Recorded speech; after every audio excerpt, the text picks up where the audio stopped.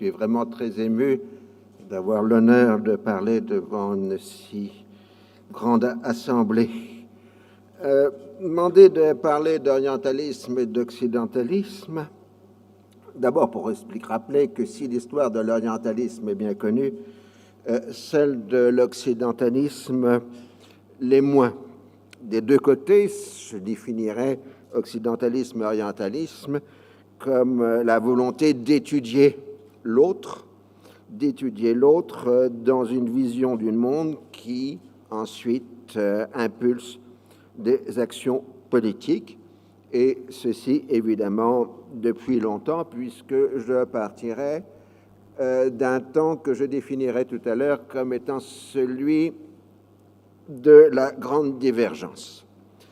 Si on considère les sociétés avant 1750, les niveaux de production entre Orient et Occident, si les termes ont une validité, étaient à peu près équivalents.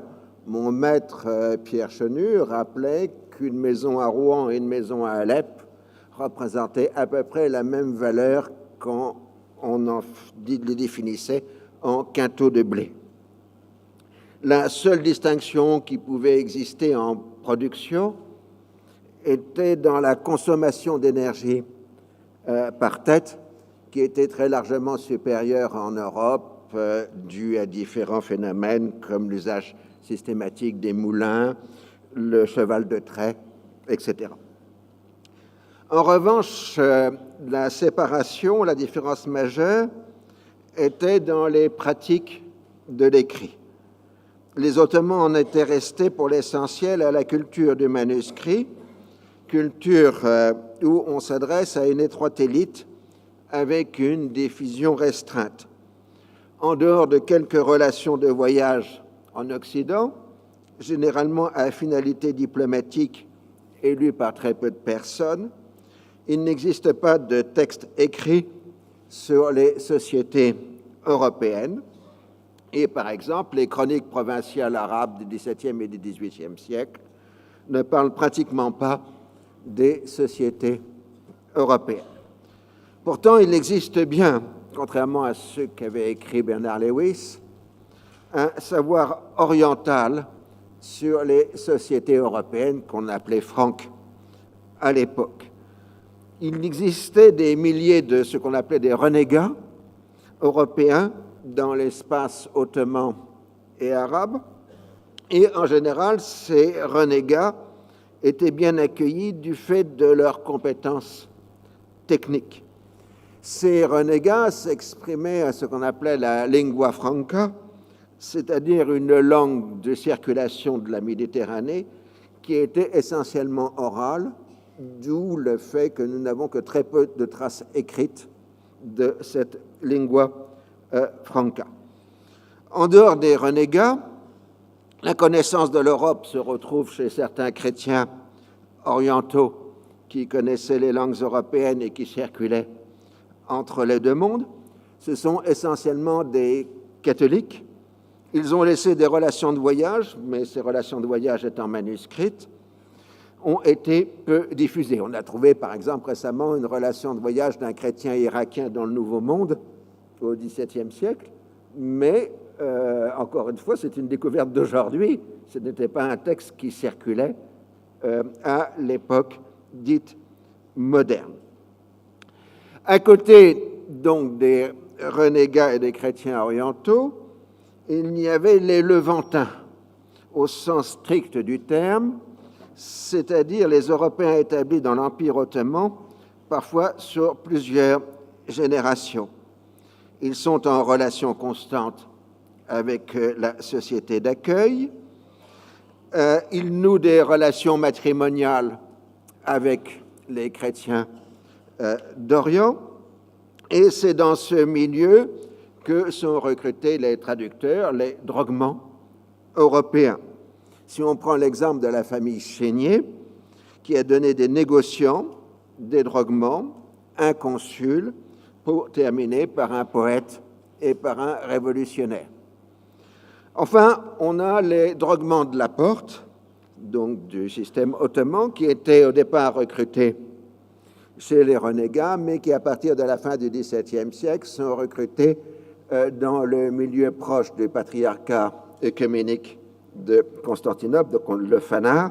Donc on les appelle les phanariotes. Et ces phanariotes ont une vraie connaissance de la pensée et des langues européennes.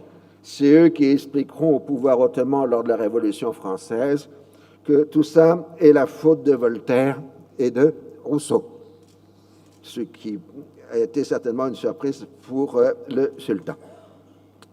L'idéologie politique de l'Empire ottoman inscrivait le monde chrétien comme domaine de la guerre ou, à la rigueur, domaine de la trêve, mais la pratique politique fait que l'Empire ottoman inscrit ses relations avec les puissances européennes dans le droit des gens et des traités, tout en s'abstenant, jusqu'à la fin du XVIIIe siècle, d'entretenir des ambassades permanentes dans les pays européens.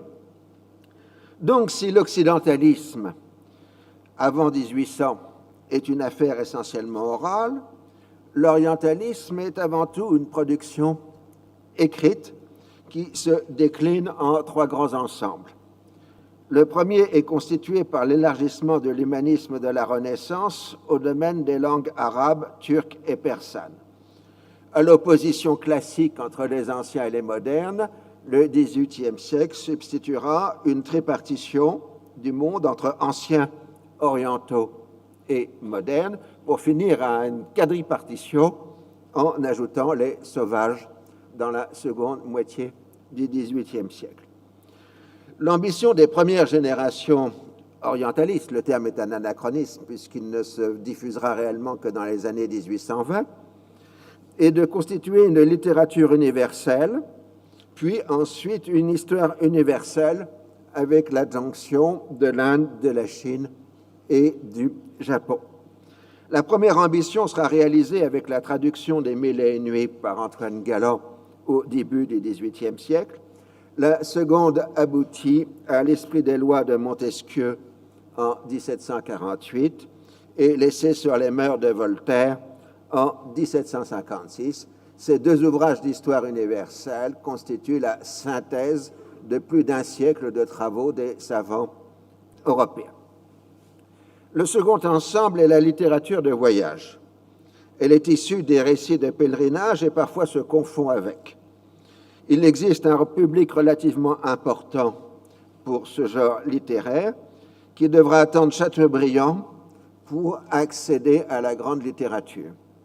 On écrit en fonction d'un public, ce qui est très différent des narrations de voyage des musulmans en Europe. Outre la description des aventures du voyageur, on a les mœurs et coutumes des sociétés visitées. La comparaison implicite ou explicite entre le chez nous et le chez eux est permanente dans cette littérature. Il faut avouer que c'est un genre assez stéréotypé et que les auteurs souvent copient de longs passages de leurs prédécesseurs. C'était donc déjà des grands maîtres du coupé-collé. Certains voyageurs ajoutent aussi des extraits d'ouvrages d'érudition. Le troisième ensemble est l'œuvre des droguements et des diplomates.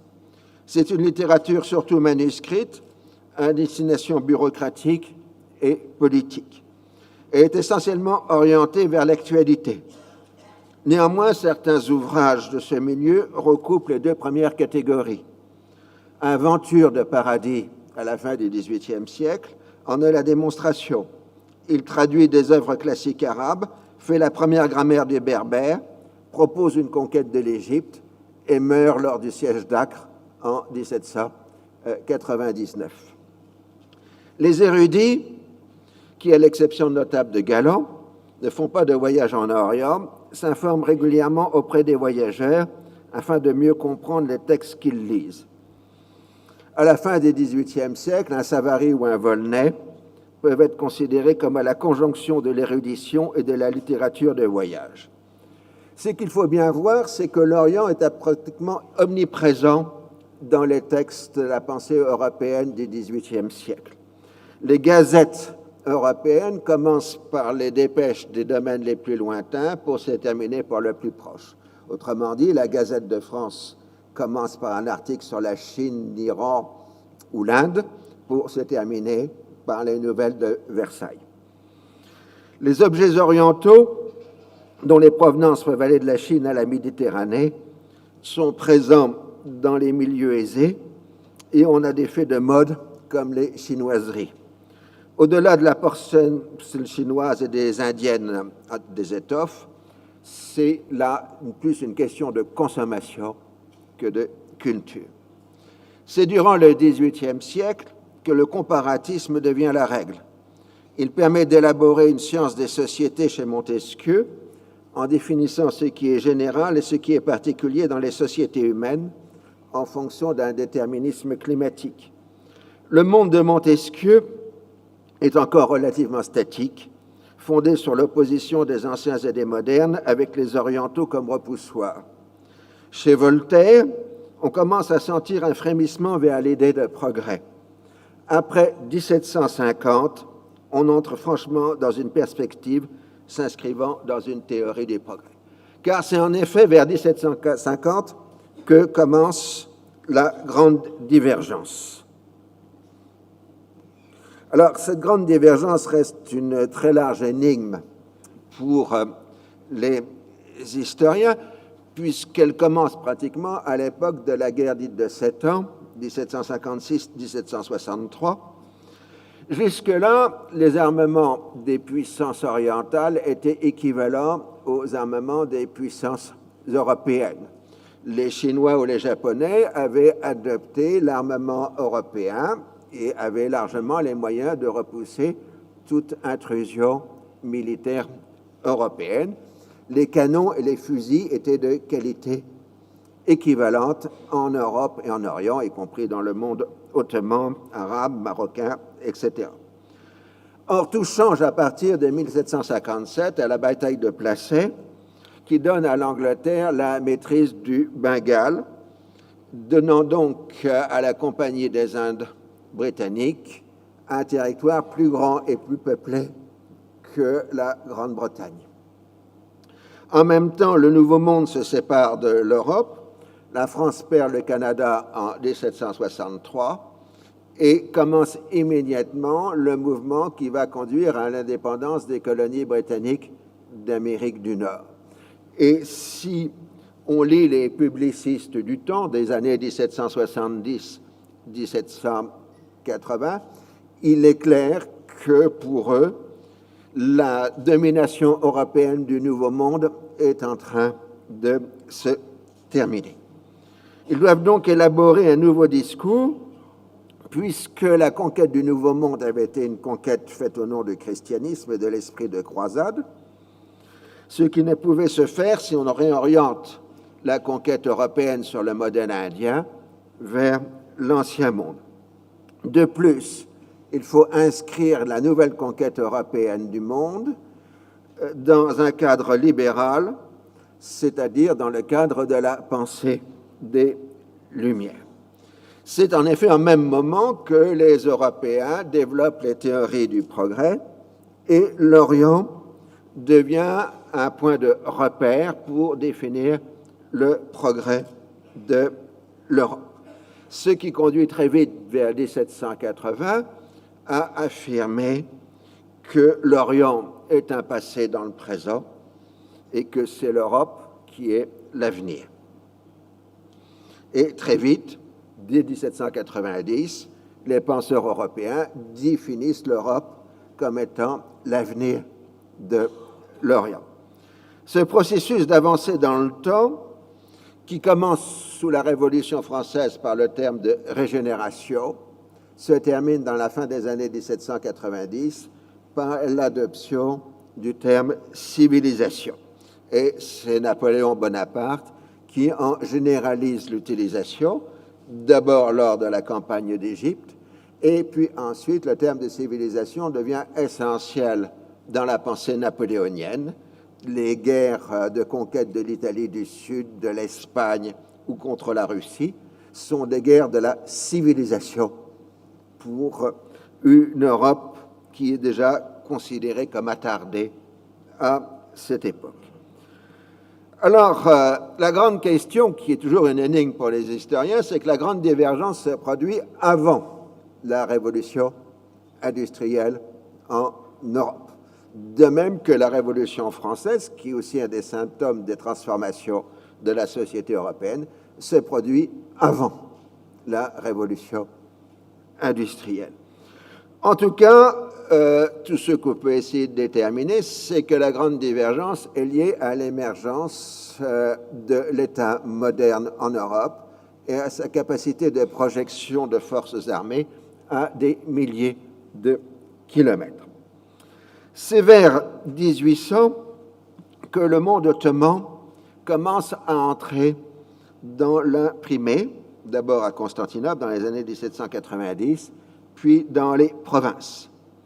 Les premières publications sont de nature technique, destinées à pallier ce qui manque le plus, c'est-à-dire les manuels pour la guerre moderne et les sciences qui sont liées à cette guerre, comme l'artillerie ou le génie. Puis les livres édités peuvent être regroupés en deux ensembles, celui consacré au patrimoine et celui orienté vers la modernité et l'actualité, ce qui annonce les deux grandes tendances antagonistes de la culture du monde arabe et musulman jusqu'à nos jours, la modernité et le patrimoine. On a ainsi les premières publications des relations de voyage faites par les musulmans dans les pays européens. Elles sont maintenant publiées à destination tout aussi bien du grand public qu'aux fonctionnaires de l'État moderne en voie de création dans l'espace ottoman. Elles peuvent être considérées comme de véritables traités de civilisation européenne, voire tout simplement des programmes politiques. Si on lit très attentivement la narration de voyage de Rifat al-Tartawi, c'est un programme politique qui est développé dans toutes les premières pages, avec un essai de définition du terme civilisation dans le premier chapitre de ce qu'on appelle en français l'Or de Paris. Les premiers écrits de ce genre reconnaissent une supériorité technique aux Européens, mais les musulmans conservent une supériorité religieuse et éthique. Il suffira donc d'un apprentissage de savoir neutre par nature pour opérer le rattrapage sans avoir à exercer une véritable remise en cause de son propre univers. Mais dès les années 1850, cette position se révèle intenable. Le processus de civilisation doit comprendre une transformation complète des principes régissant les sociétés islamiques et conduire à leur européanisation relative, comme le montrent les mutations rapides de la culture matérielle dans l'ameublement et l'habillement. On a un exemple tout à fait pertinent, c'est le Cheikh el-Gabarti en Égypte, dont on a la célèbre chronique en arabe. On a un dessin de Pascal Coste qui visite le Cheikh el-Gabarti vers 1820. Il y a des tableaux européens dans l'intérieur de la maison du Cheikh el-Gabarti, ce qui montre déjà l'entrée des objets européens dans l'intérieur des sociétés arabes et musulmanes. On arrive très vite à une situation de coexistence de pratiques, les unes considérées comme traditionnelles et héritées, les autres comme universelles et importées. Par exemple, l'équitation, l'armement, les combats à l'épée, etc. Vous avez les deux qui s'opposent dans la culture du milieu du XIXe siècle. Cela va jusqu'au traitement des corps par l'hygiène et la médecine. Ce qui est terrible pour les sociétés, c'est que tous les savoirs acquis se retrouvent remis en cause. Certains se trouvent condamnés à devenir des curiosités scientifiques, comme l'astronomie ou les mathématiques, qui sont remplacés par des savoirs occidentaux devenus universels. D'autres peuvent en partie s'effacer pour réapparaître plus tard en ayant modernisé les pratiques et les apparences, comme aujourd'hui on le voit avec les médecines chinoises ou indiennes qui réapparaissent au XXIe siècle. Une des questions essentielles est alors l'universalisation de l'histoire. L'Occident a fait la double opération de construire une histoire qui porte sur l'ensemble du monde, créant au passage l'ethnographie et l'anthropologie pour traiter des peuples dits sans histoire, et qui donne à l'Europe la vocation au minimum d'être le point terminal de l'histoire de l'humanité. Les historiens européens dressent alors des itinéraires adaptant les discours à différentes configurations. Le mythe premier est celui du parcours des sciences et des arts qui serait né en Égypte pour passer ensuite à la Grèce-Rome, qui se trouve ensuite relayé par les Arabes pour terminer en Europe. C'était encore le programme d'histoire des classes de 6e et 5e dans ma jeunesse lointaine, il y a pratiquement un demi-siècle. Ensuite, vous avez eu le mythe arien, conçu à l'époque du romantisme européen, qui trouve les origines de la supériorité européenne dans des peuples inconnus de l'âge du fer en Asie centrale. Enfin, on a bien été obligé d'admettre que des grandes inventions sont venues de l'Inde, de la Chine, du monde arabe. Il n'en reste pas moins que l'Europe est posée par ces historiens du XIXe siècle comme à la convergence des grands courants de l'histoire universelle. En même temps, le savoir européen découvre des mondes enfouis. À partir du déchiffrement des hiéroglyphes par Champollion, la synergie entre la philologie et l'archéologie permet de faire émerger de grands ensembles historiques dont on soupçonnait seulement l'existence. L'Égypte antique dans les années 1820, la Syrie et la Babylonie dans les années 1840, la Phénicie vers 1860 avec la mission de Renan en Phénicie, Sumer et les Hittites dans les années 1880, la Crète minoéenne vers 1900. Les chronologies extrême-orientales sont remaniées pour faire correspondre l'histoire avec toutes ces nouvelles données. La science européenne passe ainsi de la notion d'état de civilisation à un moment donné de l'histoire à celle de civilisation représentant de grands ensembles culturels qui peuvent soit avoir existé pendant des millénaires et n'être plus, soit être encore là présents, ce qui les dote d'un certain nombre de traits fixes dans la longue durée.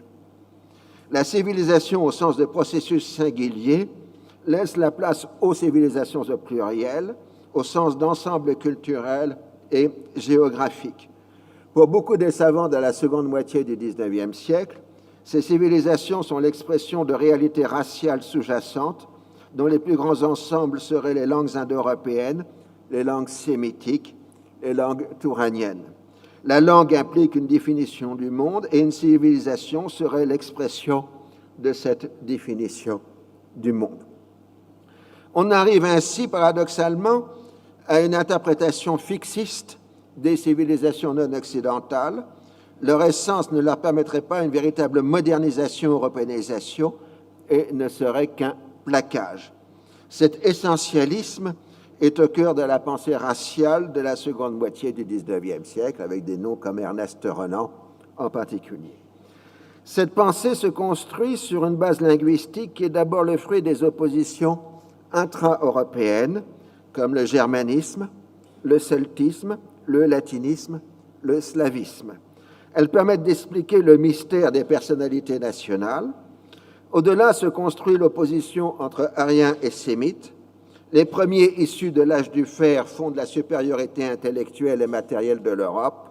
Les seconds issus du désert servent d'explication à l'émergence du monothéisme.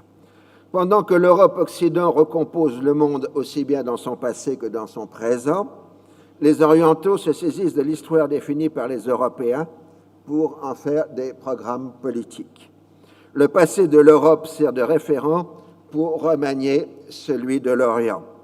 Ainsi, le réformisme islamique veut s'inspirer de l'histoire de l'Europe, jusque-là pratiquement inconnue, pour remédier à la situation présente, en faisant un retour à l'origine analogue à ce qu'aurait dû être le protestantisme. Un Jamal Eddin al-Afrani peut utiliser comme exemple à suivre un Luther, voire même un Pierre l'Hermite, puisqu'il veut se servir de l'arme de la religion pour sauver les Orientaux de la domination étrangère. Au début du XXe siècle, Certains choisissent, au contraire, le modernisme européen le plus radical comme solution aux maux dont souffre l'Orient. Auguste Comte et Herbert Spencer deviennent les maîtres à penser des jeunes Turcs et des radicaux ottomans. Ce sera un peu plus tard le tour des penseurs marxistes. La meilleure connaissance de l'Europe permet aussi de rejeter les accusations venues de cette dernière. Ainsi, El Afrani et Mohamed Abdou rejettent l'accusation de fanatisme musulman en soulignant combien le fanatisme est une dimension forte de l'histoire européenne, y compris dans la pratique coloniale d'aujourd'hui. Et un peu plus tard, Mohamed Abdou répondra à Gabriel Hanotto que l'arianisme n'a aucun sens parce que si les Européens étaient vraiment des Ariens, ils seraient bouddhistes. Donc c'est en 1905 cette polémique entre Mohamed Abdou et Gabriel Hanotto. Alors, tout en ayant conscience des déficiences de leur propre société, les réformistes se lancent dans une littérature apologétique de l'islam qui aboutit au paradoxe que plus les institutions islamiques traditionnelles se désagrègent, plus on élabore une utopie islamique nouvelle qui est en réalité un contre-Occident, parce qu'il ne se définit plus par rapport à lui-même, mais bien par rapport à cette Europe-Occident qu'on l'on pense rejeter. La Russie, qui a toujours été située entre deux mondes, va reprendre la matrice romantique de l'authenticité des cultures traditionnelles contre la facticité supposée de la modernité pour opposer slavophiles et occidentalistes. Alors que les seconds affirment que la Russie a atteint un tel retard qu'il lui faut pour évoluer se mettre à l'école de l'Europe, les premiers défendent l'existence d'un génie slave et russe que l'on perçoit dans le jeu des institutions traditionnelles, sociales et religieuses. On construit ainsi un nationalisme culturel à penchant autoritaire qui néanmoins a pour mérite d'alimenter une efflorescence culturelle aussi bien dans les domaines littéraires qu'artistiques qui va à son tour influencer l'Europe. En terre d'islam, la grande ligne de défense est celle de la religion-civilisation. Face au matérialisme européen, on développe le même discours d'affirmation des valeurs dites spirituelles que l'on retrouve en Inde et en Chine. Curieusement, les discours d'authenticité construits sur l'hostilité à la technique trouvent des correspondances dans les discours européens de l'entre-deux-guerres, qui affirmeront à leur tour la supériorité spirituelle et culturelle de l'Europe face à l'hégémonie sur la technique que les Américains sont en train d'acquérir. Il faut admettre que les affirmations culturelles et spirituelles sont donc souvent des réactions compensatoires à la perte de pouvoir et d'influence. Durant la même période, les discours orientalistes sont aussi pluriels. On a bien entendu le discours de la supériorité qu'implique la dimension civilisatrice du projet colonial. En même temps, plus on a à gérer les sociétés islamiques, plus on est forcé de les connaître. La pratique administrative a ainsi recours à un savoir livresque sur les institutions musulmanes, qui peut aboutir, par exemple, à une codification des droits, qu'ils soient le droit musulman ou des droits coutumiers. L'état social des sociétés musulmanes va être ainsi pris en charge et dans une certaine mesure transformé par la science ethnographique et anthropologique des colonisateurs qui se trouvent renseignés par ce qu'on appelle les informateurs indigènes. Le discours historique des orientalistes définit que les sociétés orientales ont toutes été porteuses d'une grande civilisation par le passé, ce qui peut être considéré comme une promesse de renouveau pour l'avenir. Le discours des nationalistes anticoloniaux va s'alimenter ainsi de l'apport des orientalistes à peine modifié. Mais en même temps, l'explosion des arts orientalistes, peinture, musique, etc., à partir des années 1820-1830, peut être considérée comme une protestation en Europe contre l'émergence de la société industrielle. L'orientalisme sur le plan artistique est une forme d'antimodernisme qui condamne la facticité de la société d'aujourd'hui au nom de l'authenticité du passé de l'Europe qui se retrouve maintenant en Orient. On entre ainsi dans l'ambiguïté profonde du colonialisme européen qui se targue d'être une mission civilisatrice et modernisatrice qui contient en lui le jeu des valeurs définies comme archaïques de justice et de loyauté, faute de pouvoir être démocratique et égalisatrice. Du Maroc de Lyautey à l'Inde de leur Curzon, en Inde, les Européens du début du XXe siècle se lancent dans une frénésie orientalisante et médiévalisante à laquelle les indigènes ne peuvent échapper. Mais on arrive bientôt dans le mouvement qui conduit à la grande convergence. Bien que les nationalistes se présenteront comme les plus modernisateurs que les colonisateurs, parce qu'ils ont les vrais moyens de transformer leur société. Ils ont compris que leur force réside dans leur capacité d'exprimer le futur de leur société, alors que les coloniaux se sont enfermés dans le passé. L'accès à la modernité implique des changements sociaux et des transferts de propriété que l'Européen, en tant qu'exogène, n'a pas le pouvoir de faire. S'il a inventé, dans les dernières décennies de l'histoire coloniale, les sciences du développement, les Européens ne peuvent les porter à un niveau d'exigence révolutionnaire. Ils doivent donc céder la place. Ainsi, les théories de la modernisation postulent qu'elle ne peut s'exercer dans un monde colonial parce qu'elle implique une adhésion de la société incompatible avec une domination étrangère. Il est difficile de dater les débuts de la grande convergence qui est la marque de notre époque. À titre divers, les mondes dominés entrent dans des processus de modernisation qui sont aussi des instruments de résistance à la domination étrangère.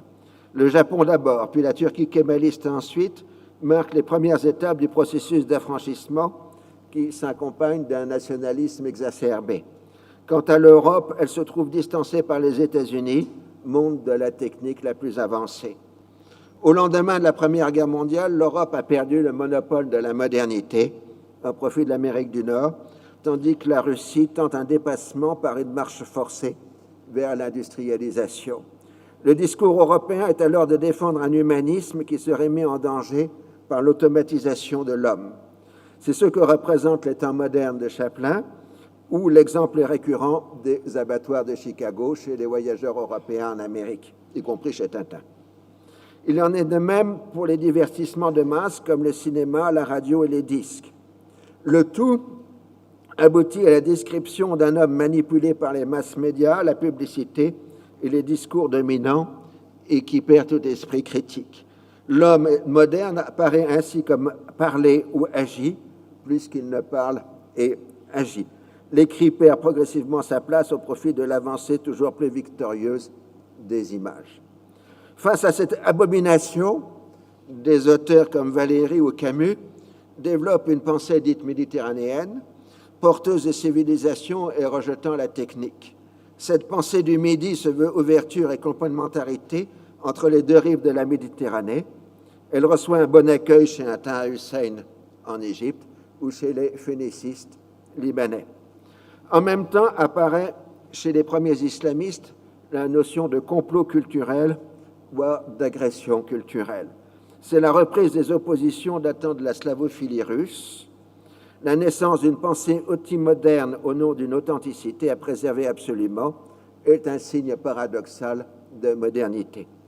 Sa généalogie renvoie au romantisme allemand et son rejet de la civilisation à la française.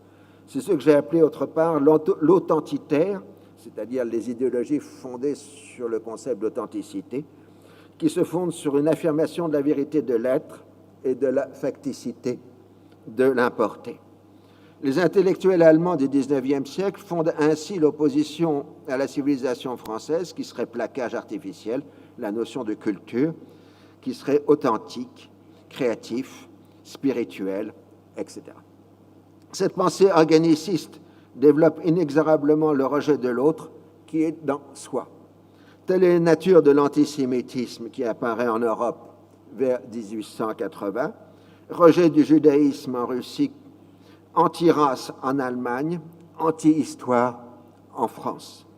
En se prenant à l'autre, on s'en prend en réalité à soi-même. Avec un décalage chronologique d'un demi-siècle, l'antimodernisme des islamistes reprend les catégories de la pensée authentitaire venue d'Europe. De même que la colonisation apparaissait comme un mouvement irréversible de l'histoire pour les gens d'avant 1914, la décolonisation prend la même irréversibilité après 1945. Dans les années 1960-1980, la modernité révolutionnaire à vocation universelle s'exprime dans un anti-impérialisme à vocation tricontinentale, bien que la technique soit toujours élaborée dans un monde dit développé, avatar de civilisé, auquel le Japon s'est définitivement rattaché. De même, administrativement, les civilisations sont devenues poliment des aires culturelles dans les universités occidentales. Après 1980, la fameuse technique n'est plus exclusivement occidentale. Partout, les instruments de la supériorité européenne paraissent de plus en plus partagés dans le monde, mais la diminution des différences crée une curieuse situation. À l'intérieur des sociétés dites occidentales, il y a une crainte des dangers supposés de la pluralité culturelle provoquée par l'hétérogénéité croissante des populations, d'où une crispation sur un discours d'identité culturelle. On est le plus souvent dans un narcissisme de la petite différence. À l'extérieur des sociétés dites orientales, ce genre de crispation se retrouve. Elles sont alimentées par la production continue des normes nouvelles, en particulier en matière de sexualité et de genre, et par la question de savoir si la démocratie et les droits de l'homme sont bien ou non universalisables. L'affirmer, c'est se faire taxer d'occidentalisme. Le refuser, c'est faire le jeu des régimes autoritaires qui trouvent leur légitimité dans des valeurs dites aujourd'hui islamiques, indiennes, africaines, chinoises, asiatiques, c'est-à-dire toujours inscrites dans un registre de l'authenticité. Édouard Saïd en est la démonstration paradoxale. L'Orient créé par l'Occident fait de l'Occident une essence.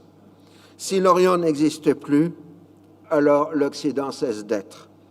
Toute défense d'identité et de valeurs particulières aboutit à une affirmation d'un essentialisme refermé sur lui-même. La question d'aujourd'hui est de savoir s'il n'existe de valeur qu'universelle. La grande convergence uniformise les modes de consommation et par-delà les modes de vie. On se tutoie en anglais partout dans le monde et on utilise les mêmes instruments de la modernité technologique, les tablettes numériques, les smartphones, les réseaux sociaux, etc. Partout, la culture matérielle des sociétés s'enrichit d'apports multiples. Les restaurants chinois ou italiens ont une vocation universelle et les arts martiaux d'origine asiatique sont pratiqués sur tous les continents. Il en est de même pour la culture populaire, avec par exemple une lecture quasi universelle des mangas japonais et des arts graphiques qui en sont dérivés. Les Pokémon, nés en 1996, ont une popularité mondiale. Clairement, émerge une classe moyenne mondialisée, exposée à la même critique que celle que l'on faisait aux sociétés occidentales du temps de la société de consommation, c'est-à-dire à l'aboutissement du temps dit des Trente Glorieuses. On lui reproche son conformisme, son unidimensionnalité. Mais la réponse peut être cinglante avec la contre-critique du conformisme, de l'anticonformisme. Le terme utilisé pour définir l'autre temps est celui de mondialisation. Une seconde mondialisation après celle d'avant 14. La première était marquée par le triomphe insolent de l'Europe et des Nouvelles Europes qui s'emparaient de la domination du monde grâce à leur domination des techniques et en premier lieu d'un instrument militaire. La seconde mondialisation pourrait être définie par un vaste rattrapage. L'Asie en premier lieu, la Chine et l'Inde retrouvant la place qu'elles avaient dans la production mondiale d'avant 1750.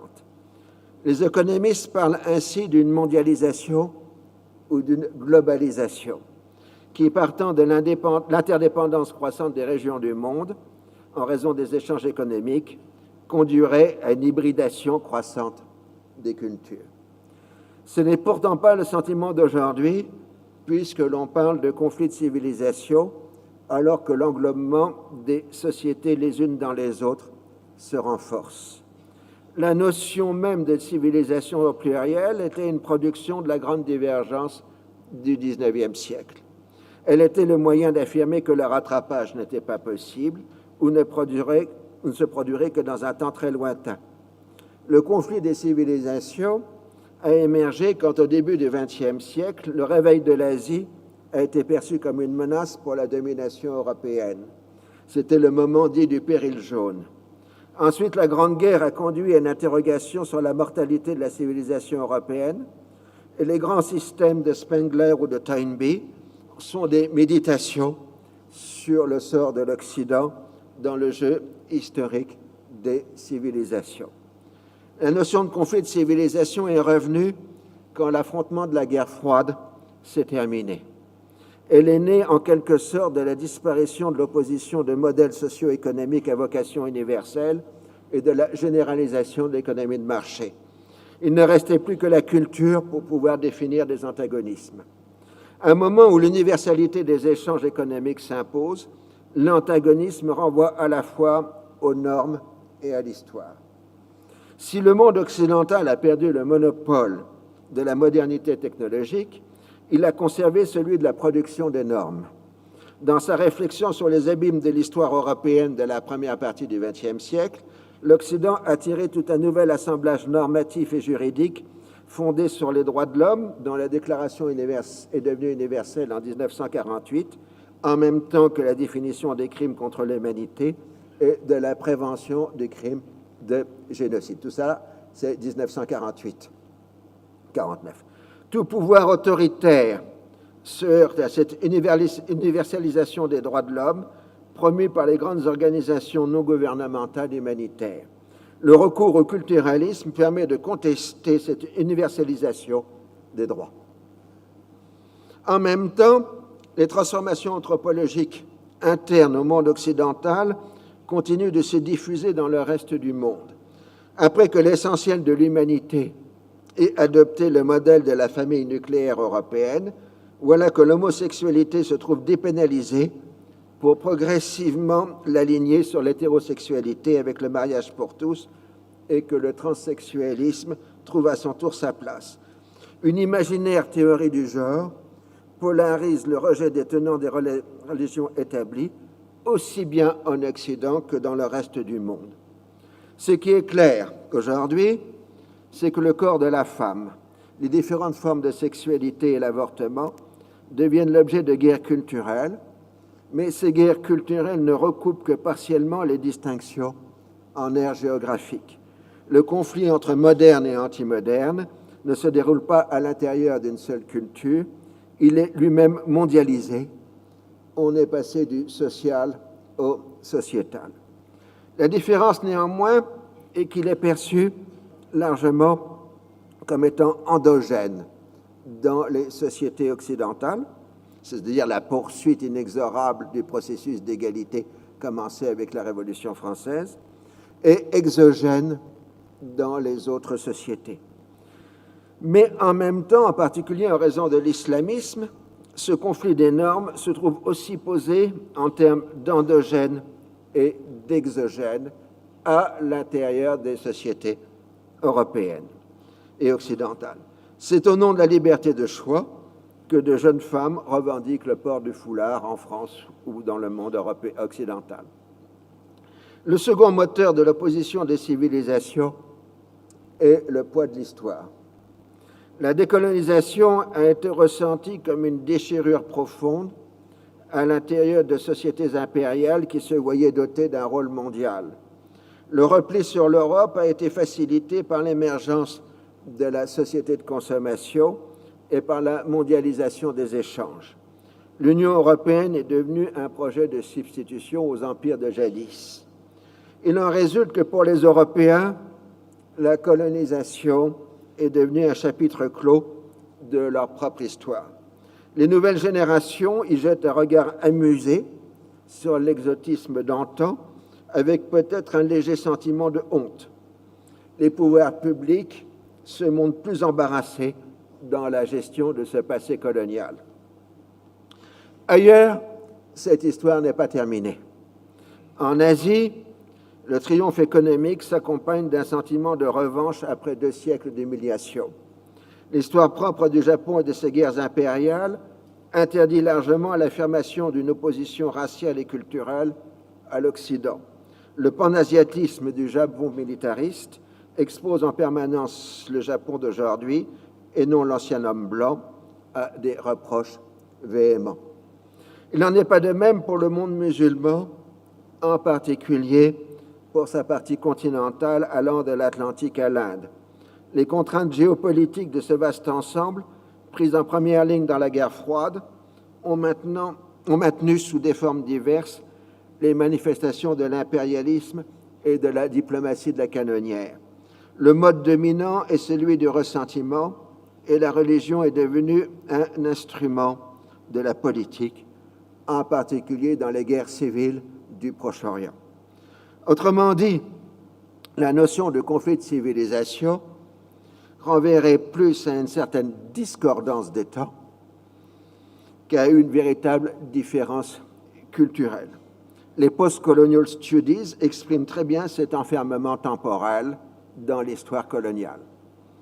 Malgré lui, le monde non occidental, et selon l'expression anglaise « the West and the rest », reste prisonnier de l'univers colonial, de la tentation de l'Occident et de son rejet. L'Europe ex-coloniale peut éventuellement faire repentance, mais il y retrouve son sentiment de supériorité morale sur sa propre histoire. L'Orient et l'Occident sont largement des notions historiques, des configurations temporelles en train de se clore. Il reste à savoir si l'histoire est notre code, ce qui avait été contesté par la Révolution française, ou si elle est un répertoire d'exemples qui servent de façon différente en fonction des intérêts du présent.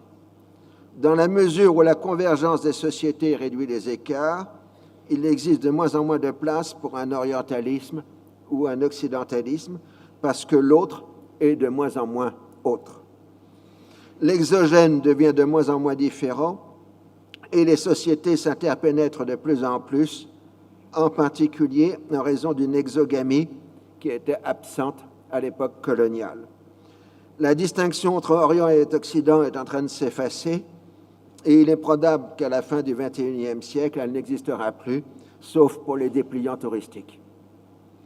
Mais si ces deux notions perdent de plus en plus de leur pertinence, ce n'est pas le cas d'un anti-occidentalisme et d'un anti-orientalisme qui, dans les deux mondes, sont une résurgence des discours authentitaires qui ont fait tant de mal à l'Europe du XXe siècle. La traque en cours de l'exogène, largement imaginaire, constitue paradoxalement un signe inquiétant de similitude. L'absence de différence est cette fois le marque de peur, porteuse de dangereuses dérives, mais elle indique combien maintenant les sociétés se sont plus que rapprochées. Elles vivent aujourd'hui au même rythme. Je vous remercie.